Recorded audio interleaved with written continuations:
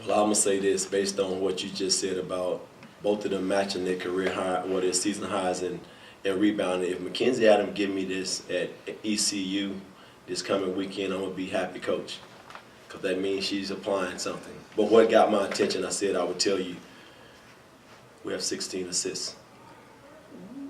We have been struggling with assists because we've been not playing team basketball. So 16 assists to 16 turnovers, that means we even. I would like that ratio to be on the positive on the assist side, but I'm going to take that. That's why we've been struggling. You mentioned the 16 assists. That's within one of the team's season high this year. You had 17 twice. Exactly. Was it making better passes, or was it just making some passes and then now more of the shots after those passes are being converted tonight? Well, when you get assists, that's mainly because you're throwing the ball and executing a game plan. The receiver of the pass know exactly who it's coming from, and they know it's their time to score, so they have a different mentality.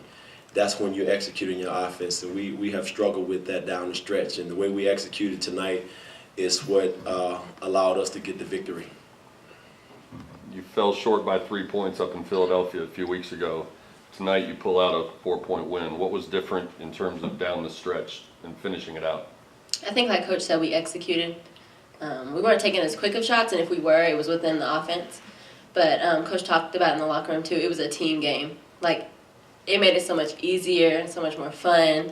We were moving the ball, and it was just like we were getting whatever we wanted. So I think that was the difference. You had the close game in Philly that went the other way. You had a close game at Houston the other day that went the other way. Do you all talk about those previous games when you're in the timeouts, in the huddles in the last couple of minutes, what you didn't do to finish out those others and what you need to do to No, actually we talk about it prior to the game. When we get in the game, we don't talk about any previous games. Once we get in the game, it's totally 40 minutes focused on the game plan for that particular game. 8 points, 10 rebounds for you. Were you doing anything differently in terms of the way you crashed the boards or your aggressiveness that led to these numbers for you tonight? I don't think I was doing anything different else other than getting in position and being stronger like I'm supposed to be.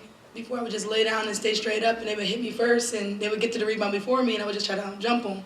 But now I went out there, aged up, box out, get the rebounds, and just look for the open person, try to get some assists on the board. Temple started out with a 10-2 lead tonight. Was that them just being really hot, or was there something that you guys were doing that sort of stumbled out of the gate a little bit, and how do you recover from that? I'm going to let them answer the first part of that question. I'll take the second part. Well, like we've done a couple times, it's our game plan to take away threes, and we gave them multiple threes again. And I think it was just about locking down on that. And in the fourth quarter, I think, they only had like 3 threes. So I think that was second half, 3 threes. And I definitely think that was the difference in the game. We locked in on taking away the threes. I would say that we trusted.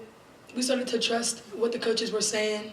At the beginning, we were like playing loose and like, giving it up like, oh, we'll come back, just get our shots up. And we really weren't executing on offense. So that's how they got the lead. But I feel like in the second half, we came out, we're like, we're not losing this game. We weren't meant to lose the game in Philadelphia. So let's bring it and let's go. Like, we want to win. So I would agree with that. I'm going to say they did come out and they treated it as it was going to be a sprint. It looked like they wanted to outscore Temple. They started taking quick shots, taking shots outside of the offense, and Temple was running their offense.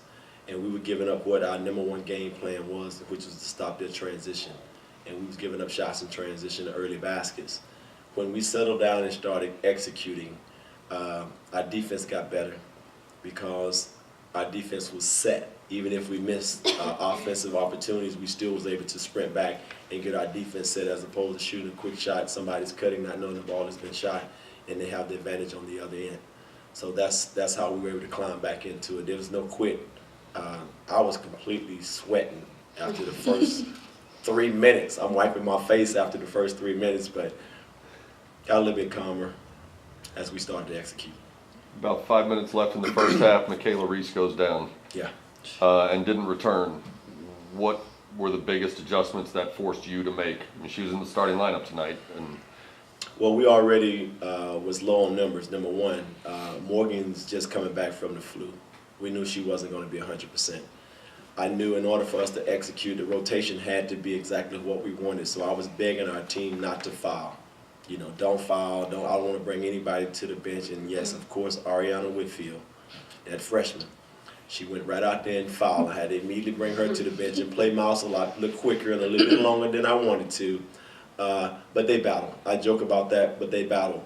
And then all of a sudden, when we get Michaela to go down, she doesn't return. What I had to do at that point was extend the minutes from McKenzie. I didn't give her a rest tonight. I think she played 40. And I did not want to do that at all. So I had to yell at her, and then I had to turn around and ask her, was she okay, then yell at her again.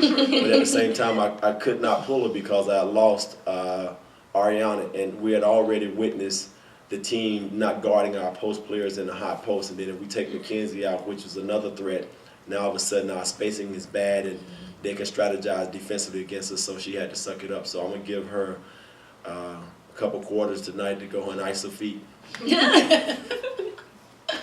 Temple came in having lost several games in a row since you last saw them.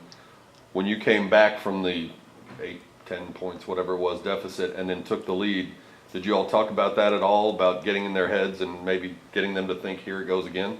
Kind of, sort of. We talked about we were the team that was under pressure for the first 30 minutes. We didn't take the lead until 30 minutes into the game. I told them I wanted to know if Temple could play with some pressure.